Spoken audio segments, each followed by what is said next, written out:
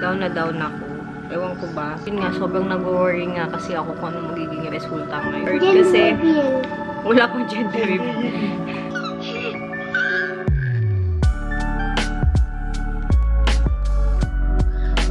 Hello guys! Good evening and happy day. Yes. Hi, Lev. Say hi.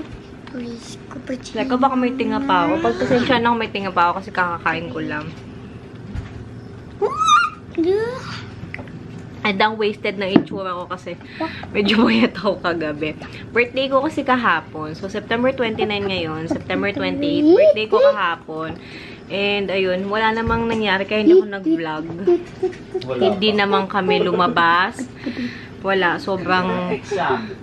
Oo, may exam kasi si Lev. So, hindi kami lumabas. Since Friday yung last day ng exam ni Lev. Ngayon, 29. Kanina na lang kami lumabas. Tapos, sinabay ko na yung pagpapa-ultrasound ko. Para ma-check yung gender ni baby and yung placenta ko kung kamusta na ba siya. And, ayun.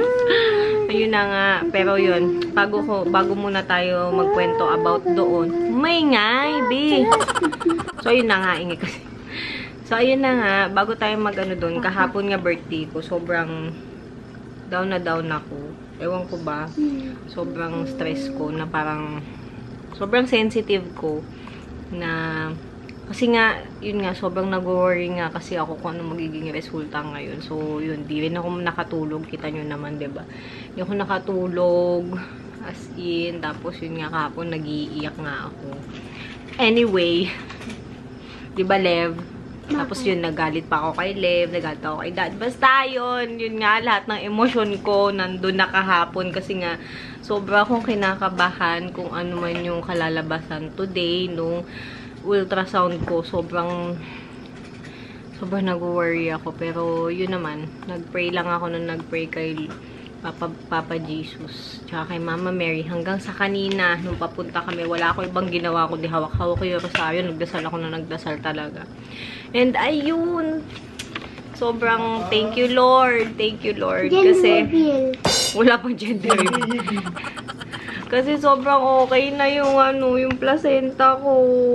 Ayan, parang walang nangyari guys. Parang baliktad lang. As in, wala talaga. Sabi nga, nagulat nga yung doktora, sabi niya. Sinabi ko kasi, sabi ko, papa-ultrasound po ako dahil na-diagnose po ako ng placenta previa nung 14 weeks ko. So, gusto ko po sana ipa-check. Yun nga. Yun nga, sabi ko, gusto ko po sana ipa-check kasi, syempre, worry din ako. Tapos, ayun, posterior pa rin naman siya. Posterior placenta grade 2, high-lying. Ayan na yung gusto nating makita. Ay, ayaw nung camera. Ayan, high-lying na po siya mga kaibigan. And wala po yung gender dito. Hindi po makikita. Ano, kasi iba po yung... Ang gender word lang talaga eh. Tsaka nakahiwalay. Yung gender is andito sa envelope na to na naka-stapler. Ayan po. Ayan, ayan, ayan. So, naka-stapler siya. Kung gusto namin magpa-gender reveal, actually gusto talaga namin. Pero, si Lev kasi, nakita na daw niya. So, ang daldal niya. Pero hindi namin alam kung totoo yung sinasabi niya or nagbablog siya kasi may pagkaloko-loko kasi. Quiet na muna. Anyway, ayun na nga. Sobrang thankful na tapos na yung mga sleepless nights ko ng pag-iisip, pag-worry. Talagang prayer brigade. Talagang sabi ko sa parents ko, pagdasal nyo kami ni baby, sa mga friends ko. Yan. And thank you so much kasi sa mga prayers nyo din, naging posible lahat to. Naging okay na yung placenta natin. Naging 17 weeks na siya. Ay, naging 17 weeks. Oo, syempre, 17 weeks.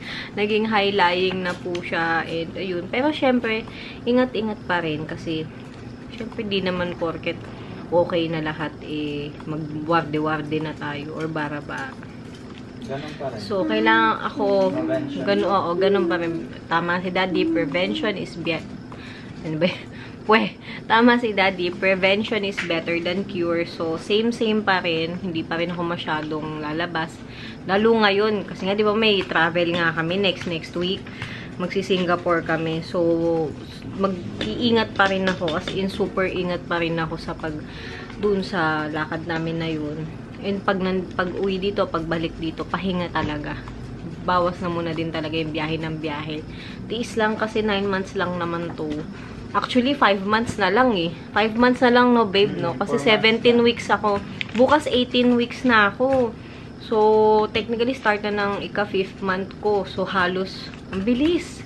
Ang bilis sobra. Pero yun, sobrang thankful talaga ako kay God. Dumaan pala kami sa church kanina. And hindi na ako nakapag-vlog kasi nga sobrang grabe yung anxiety ko talaga, guys. As in, ang lamig ng kamay ko.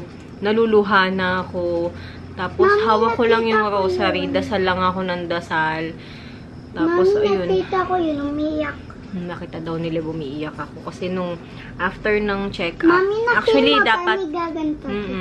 dapat talaga, bago ako magpa-ultrasound, dadaan na talaga kami ng simbahan. Kasi nga, di ba, birthday ko nga kahapon. Hindi nga kami nakalabas kahapon.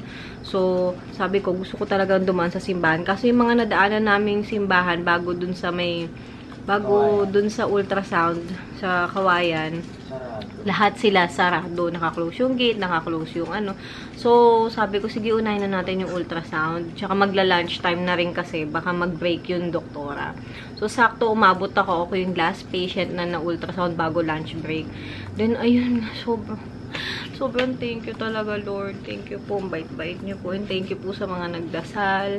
Sobrang maraming salamat po. And yun, totoo talaga na pag nagdasal ka ng taimtim, talagang pag may tiwala ka at may faith ka kay God, talaga ibibigay niya kung ano yung prayers mo. Yun, hanggang ngayon, kinikilabutan ako kasi talagang, alam niyo yung nakahiga ako nung ako na inu-ultrasound, tapos sinasabi ko na sa doktora na, kasi po, may placenta previa po ako, ganito, ganyan. Tapos tinatanong niya, kailan ka nag-diagnose? Sabi ko, 14 weeks po, ganyan-ganyan. Tapos, ayun, nung chinek niya, unang chinek niya gender. So, pwede kasing pumasok sila daddy sa loob eh. So, pinapasok sila daddy, pinalabas ulit sila. Kasi nga, makikita nila yung gender ni baby. Ko. Eh, si Lev, hindi lumabas. Pasaway, nakita daw niya. Huwag ka maingay. Huwag ka muna maingay. Huwag ka. Eh, si Lev pasaway nga, hindi siya lumabas. Yun. So, nakita niya. So, ayun. Anyway. Ang kulit ni Lev. Anyway, ayun nga. Pinalabas nga sila daddy. Si Lev hindi lumabas. Pero hindi ko alam kung nakita niya. Pero sinasabi niya, nakita niya. Pero nagbabluff lang. Feeling ko nagbabluff. Kasi tumatawa siya pag sinasabi namin. Pag sinasabi niya sa amin. Kaya, hindi muna kami naniniwala. Siyempre, yung masaktan. No? Eh, biglang sinabi niya,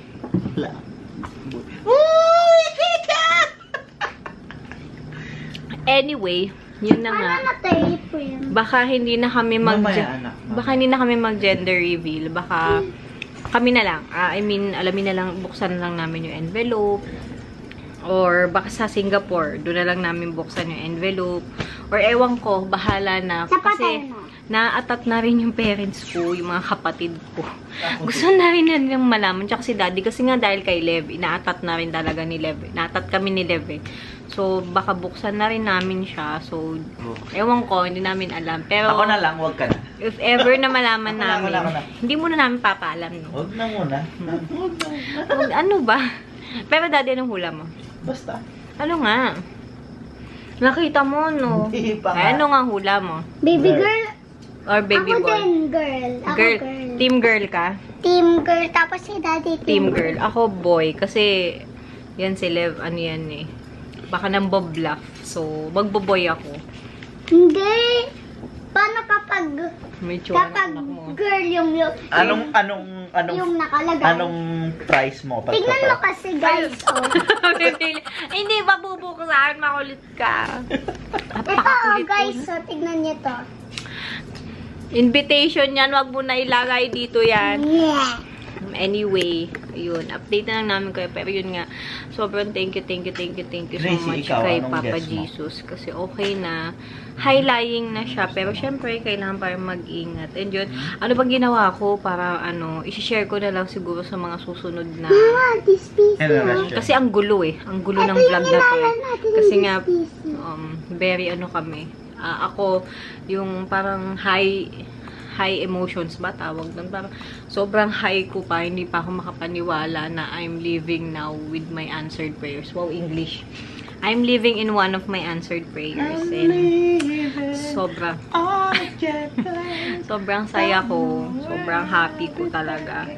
Kasi, yun nga. Tsaka, parang birthday gift na rin sa akin to ni Papa Jesus. Ayun. Thank you so much. And yun, hanggang dito na lang yung vlog. Nagchika lang talaga ako kasi ang haba na neto. Personal na namin Hello alam. guys, time to Personal na namin alamin kung girl or boy. Bahala na kung Girl, mag-gender boy, or reveal kami, bakla mapapanood yun naman yan eh. No? What do you think? Team boy. Team girl. Team girl. O, yung mga boys, team girl. Ako, team boy. Lang, guys. Thank you so much for watching. And again, thank you, Papa Jesus. Thank you, guys. Thank you. Leb, kiss! Leb! Ang mandagan. Aray ko yung dibdib ko. Happy? Kuya Leb. Okay.